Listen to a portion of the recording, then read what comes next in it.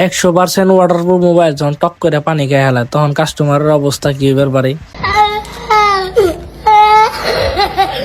আসসালামু আলাইকুম। IPhone 15 pro max water damage. এটি ওয়াটার প্রুফ থাকার পরও কিভাবে ওয়াটার ড্যামেজ হলো? আমার কাস্টমারের প্রশ্ন হচ্ছে এটা, কিন্তু আমি ফোনটি হাতে নিয়ে দেখতে পেলাম ফোনটিতে বাতাস লিক করছে। তার মানে ফোনটি আগে পরে খোলানো হয়েছিল যে কোনো পার্টস রিপেয়ারের জন্য। সে দুবাই থেকে একজন বিশ্বস্ত বন্ধুর কাছ থেকে এই ফোনটি কিনে সে বলেছিল সবকিছুই নাকি অরিজিনাল আছে, সবকিছুই ঠিকঠাক আছে, কিন্তু তা আসলে না। আসলে দুবাইয়ের ফোনগুলা কিছু কিছু ফোন আছে যেগুলো নাকি রিফাবলিশড হয়ে থাকে।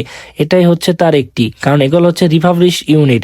এটার ভিতরে পানি যাবে, এটাই স্বাভাবিক। আমার কাস্টমারকে বুঝিয়ে বলার পর সে বুঝতে পারলো, কিন্তু তার দুঃখের বিষয় হলো তার ডিসপ্লেটি নষ্ট হয়ে যায় পানি যায়। অতিরিক্ত পানি যাওয়ার কারণেই তার ডিসপ্লেটি ড্যামেজ হয়ে যায়। আমাদের সবটুকু দিয়ে চেষ্টা করার পর ব্ল্যাঙ্ক ডিসপ্লে থেকে হোয়াইটে আনতে পারছি, আর তার সেলগুলো অনেকগুলো ড্যামেজ হয়ে যাওয়ার কারণে ডিসপ্লেটা রিপেয়ার পসিবল হয় নাই। আমি পরে কাস্টমারকে বললাম, ভাই আপনি এটা ডিসপ্লে চেঞ্জ করে নিন, তাতে সব থেকে বেশি ভালো হবে।